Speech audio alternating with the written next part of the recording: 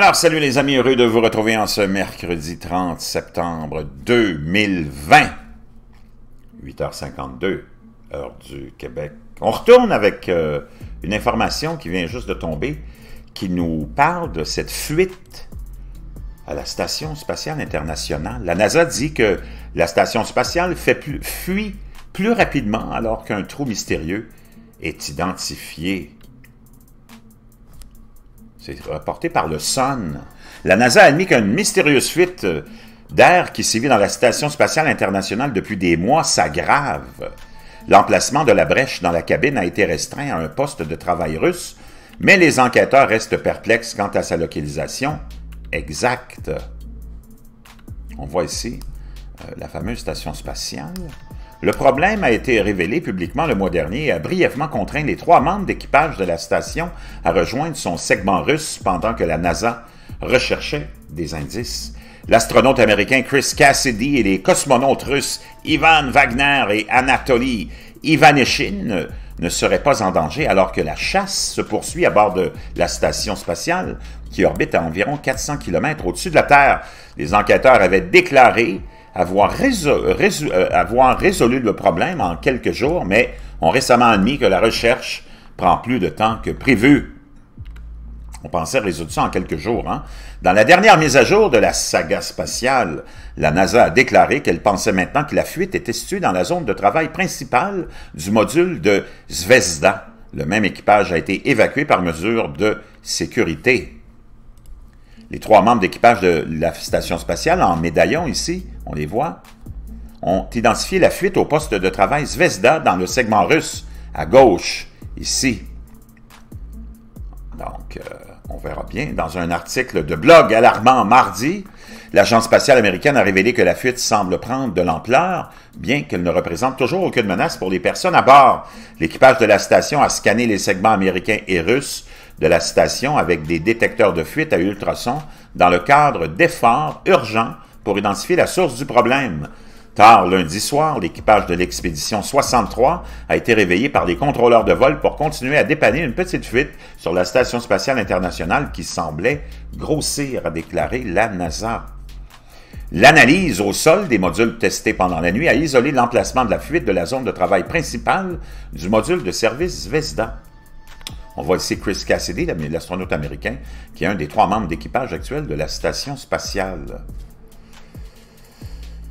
La NASA a ajouté des travaux supplémentaires sont en cours pour localiser précisément la source de la fuite. On espère que le trou pourra être identifié et réparé avant l'arrivée de 3 nouveaux membres d'équipage pour le 14 octobre. Cassidy, Wagner et Ivanishin effectueront leur voyage de retour sur Terre à bord d'une capsule russe Soyouz le 21 octobre. La dernière fuite d'air majeure sur la station a été découverte il y a 2 ans et a déclenché une rare guerre publique de mots entre la NASA et Roscosmos. Voici ce que vous devez savoir sur la Station spatiale, nous raconte The Sun avant qu'on se quitte. La Station spatiale internationale, souvent abrégée en ISS, est un gros vaisseau spatial qui orbite autour de la Terre et abrite des astronautes qui y vont pour accomplir des missions scientifiques. De nombreux pays ont travaillé ensemble pour la construire et ils travaillent ensemble pour l'utiliser. Il est composé de nombreuses pièces que les astronautes ont dû envoyer individuellement sur des fusées et assembler de 1998 à 2000. Depuis l'an 2000, des gens vivent sur la fameuse station spatiale. La NASA utilise la station pour apprendre à vivre et travailler dans l'espace. Il est à environ 250 000 au-dessus de la Terre et orbite autour de la planète comme un satellite. Vivre à l'intérieur de la station spatiale, c'est comme vivre dans une grande maison avec 5 chambres, 2 salles de bain, une salle de sport, de nombreux laboratoires scientifiques et une grande baie vitrée pour voir la Terre. Une baisse de pression a conduit à l'identification d'un trou dans une capsule russe Soyouz attachée à la station orbitale pendant la nuit du 30 août 2018. L'équipage de la station a rapidement réparé la brèche en la colmatant avec de la colle forte et de la gaz. Au départ, on pensait que les dommages auraient pu être causés par une micro-météorite perçant le vaisseau spatial. Mais en septembre 2018, une source spatiale s'adressant à l'agence de presse officielle russe TASS affirmait que des signes de forage avaient été découverts autour du trou. Le chef de l'agence spatiale, Dimitri Rogoniz, un proche allié de Vladimir Poutine, a ensuite évoqué la possibilité d'un sabotage.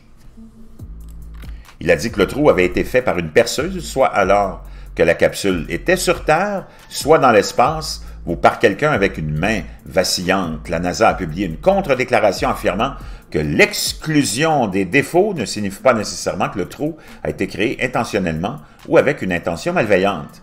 Alexander Gerst, alors commandant de la station spatiale, a affirmé plus tard que le trou était le résultat d'un travail de réparation défectueux qui n'a pas été correctement effectué par les mécaniciens au sol. Une enquête officielle russe s'est terminée en septembre 2019, mais les résultats sont top secrets. Même le patron de la NASA, Jim Bridenstine, a exprimé sa frustration d'être tenu à l'écart. Par ailleurs, la NASA a finalement fixé une date pour son premier vol avec équipage depuis le sol américain à bord d'une fusée SpaceX.